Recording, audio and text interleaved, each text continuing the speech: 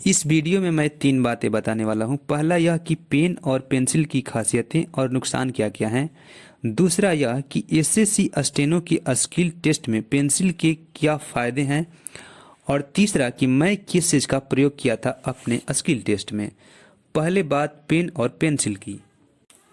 Pencil beginners के लिए बहुत ही अच्छी होती है। इससे वे आसानी से आउटलाइंस को मोटे और पतला लिख सकते हैं, जबकि पेन के साथ ऐसा वे नहीं कर सकते। वहीं पेन जो है एक्सपीरियंस्ड लोगों के लिए बहुत ही अच्छी होती है। इससे वे हाई स्पीड में लिख सकते हैं और जो भी आउटलाइन है वे इतने अनुभवी होते हैं कि अनुभव के आधार पर पकड़ लेते हैं कि कौन सा आउटलाइन किस शब्द का है। दूसरा कि आप पेंसिल की सहायता से भी 100+ स्पीड आसानी से लिख सकते हैं। और पेन की बात करें तो इससे आप हाई स्पीड यानी 160 शब्द प्रति मिनट तक भी लिख सकते हैं पेन से। पेंसिल के साथ आप मिटा सकते हैं लिखने के बाद, जबकि पेन से लिखने के बाद ऐसा नहीं कर सकते। पेंसिल से लिखते समय होता यह है कि उसका नोक जो है मोटा हो जाता है और बार बार उसको शार्प करना पड़ता है, जबकि पेन को ऐसा बिल्कुल नहीं करना है। और पेंसिल के साथ हमारा जो हाथ है उतना स्मूथ नहीं चलता जितना कि पेन के साथ चल पाता है। अब बात कर लेते हैं एसएससी स्टेनो में पेंसिल के क्या महत्व हैं। जैसा कि आप जानते हैं एसएससी में 100 और 80 दो स्पीड में डिक्टेशन बोली जाती है और डिक्टेशन लिखने के तुरंत बाद उसे पढ़ने के लिए 10 मिनट का समय दिया जाता है।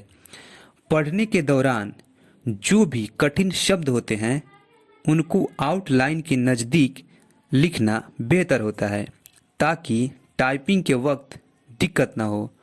अंत में उस शब्द को मिटा सकते हैं।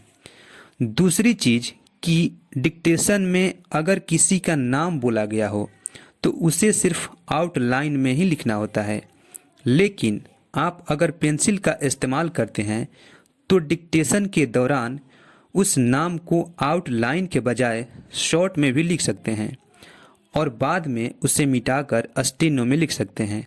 जैसे अटल बिहारी वाजपेयी को डिक्टेशन के दौरान आप पेंसिल से ABP लिख लें और बाद में उसे मिटाकर आउटलाइन में लिख लें। और सबसे ज़रूरी बात कि स्टेनो वाली कॉपी पर आउटलाइन के सिवा कोई काटपीट या अनावश्यक शब्द अंग्रेजी या हिंदी में लिखा हुआ नहीं होना चाहिए।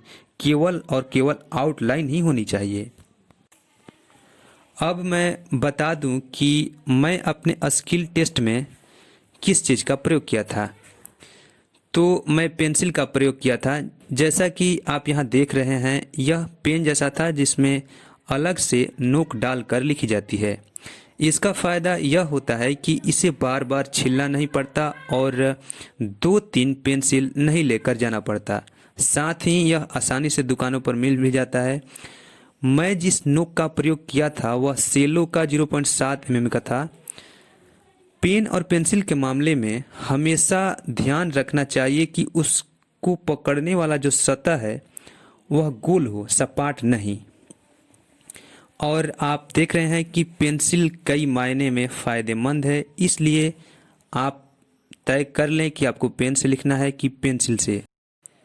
फिर भी आप जिससे भी कंफर्टेबल हैं, पेन से या पेंसिल से, आप आराम से लिखिए। ये मेरा अपना अनुभव था इसलिए मैं आपको बताया। वीडियो देखने के लिए बहुत बहुत धन्यवाद।